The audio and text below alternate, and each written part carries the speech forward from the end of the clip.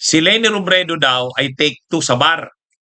Si Sara Duterte daw ay take 1. Ah, ito rin, si Tio Moreno na naman ang nagkakalat nito. Ayan oh.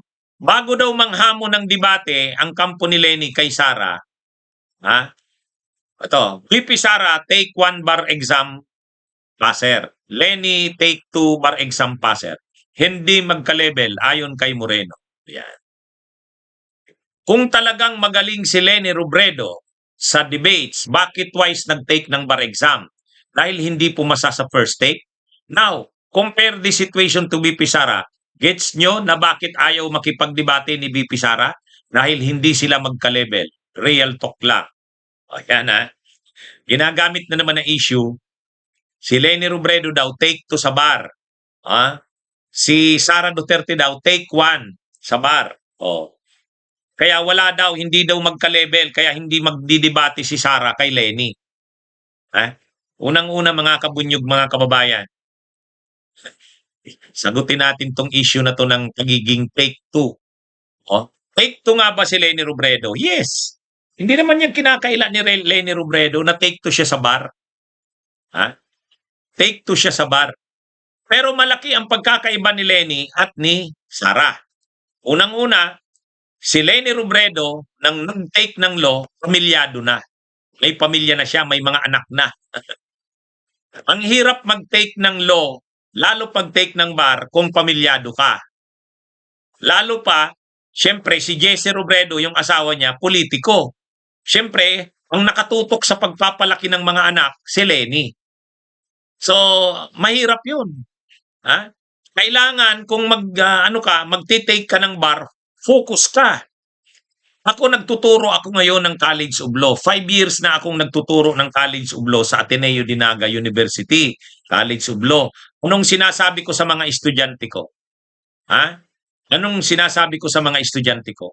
Ang law ay kailangan focus ka. Kailangan focus ka. Kahit ako nang nag-take ako ng law, may pamilya na ako. Nag-take ako ng law, working student ako. Nung nag-take ako ng law, 2002, kasi nag-graduate ako ng college 1990, pero hindi kaagad ako nag-law. Nag-take ako ng law 2002. Ngayon, nung nag-take ako ng law, wala na. Nire-recruit ako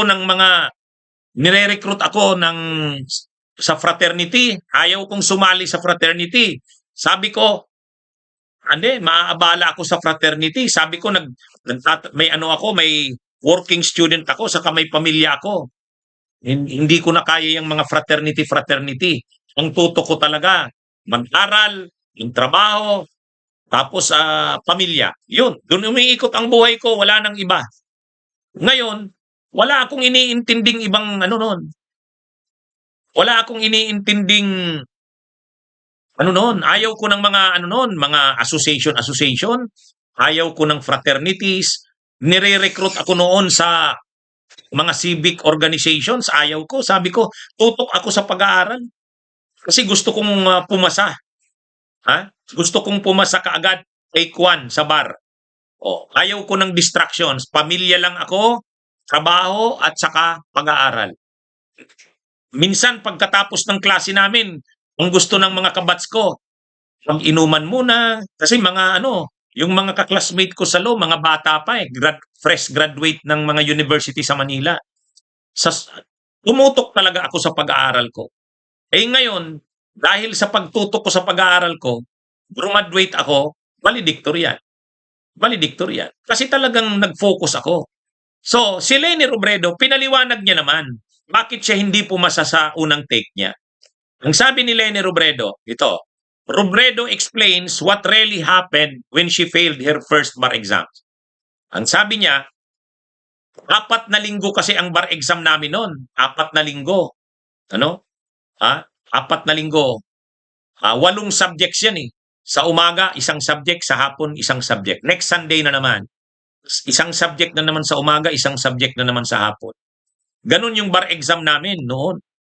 Ngayon, sabi ni Leni Robredo, kwininto niya, nung 4th Sunday ba yon? Nung 4th Sunday na, last niya ng exam, nagkasakit yung anak niya. Nagkasakit daw yung anak niya, si Aika, yung panganay. Dengue. Umuwi muna siya ng Bicol. Ibig sabihin, sa linggo ng exam, umuwi siya ng Bicol para tingnan yung anak niya. Tapos bumalik siya Thursday na para sa exam na naman ng Sunday. Ayun, na-distract siya. Kaya, sa ano pa naman, may bumagsak ka lang na isang subject, hindi ka napapasa. O, yun ang paliwanag ni Lenny. Na-distract siya sa bar exam niya. At saka, nung nag-take siya ng law at ng bar exam, pamilyado na siya. Kasi si Jesse Robredo, nasa ano na, politika. Kaya ang nag-aasikaso sa pamilya, si Lenny. Kaya hindi rin siya makapag-concentrate. Ay malamang si Sara Duterte nung nag-take yata yan ng bar, nag-take siya ng law. Ano pa yan? Ha? Hindi pa yan pamilyado. Baka dalaga pa yan nung nag-take ng bar. Oh, iba yon, magkaiba yon. Ha? Magkaiba. Kapag nag-take ka ng law, nag-take ka ng bar na wala ka pang pamilya, ano ka pa, single ka pa, tutok ka pa sa pag-aaral, ano yon, malamang papasa ka talaga sa take one. Kung may pamilya ka na, dapat dun sa panahon ng review at sa panahon ng pag-take ng bar, ano muna, kalimutan mo muna yung ano mo, yung mga concern sa pamilya. Kasi hindi pwede talagang madistract ka. Ang hirap ng bar exam eh. Pinaliwanag naman ni Lenny Robredo. Pinaliwanag niya na ang nangyari sa kanya sa pangalawang take niya ay ano yan mga kabunyog. Yung pangalawang take niya, nagkasakit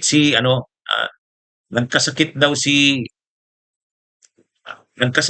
Aika, no?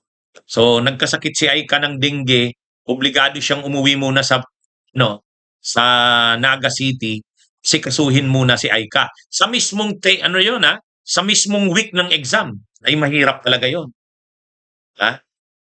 Ngayon malamang si Sara Duterte nag-take yan ng law, lamang dalaga pa yan, single pa yan. Ibig sabihin focus na focus pa yan. Lamang yun kaysa sa nag-take ka ng bar na may pamilya ka na. Kaya ako nung nag-take ako ng law, ayaw kong ma-distract ako ng ibang concerns. Ang pinukusan ko noon, pag-aaral, trabaho, pamilya. Yun lang. Wala na akong mga barkada-barkada, kahit mga organizations, wala. Kaya ano ako, dahil nakafocus ako yun, graduate ako, class valedictorian ako, na talagang pinukusan ko yung pag-aaral ng law. Kasi mahirap pag hindi ka focus. Ay inamin naman ni Lenny Robredo, na-distract siya. Kumbaga, kahit matalino ka pa, kahit naghanda ka pa sa bar, kapag na-distract ka, at sabi ni Lenny Robredo, yung linggo na mismo ng bar exam, nagkasakit yung panganay niyang anak. Umuwi muna siya ng Bicol. Bumalik na naman siya nung mag-e-exam na. Kaya ano na talaga yon. Kumbaga, masyado ng distracted na ang isip. Kaya mahirap. Mahirap yung ganong sitwasyon. Si Sara Duterte, malamang, nung nag-aaral yan ng law, dalaga pa yan, o kaya focus pa siya dyan. Malaki ang pagkakaiba niyan. Malaki ang pagkakaiba.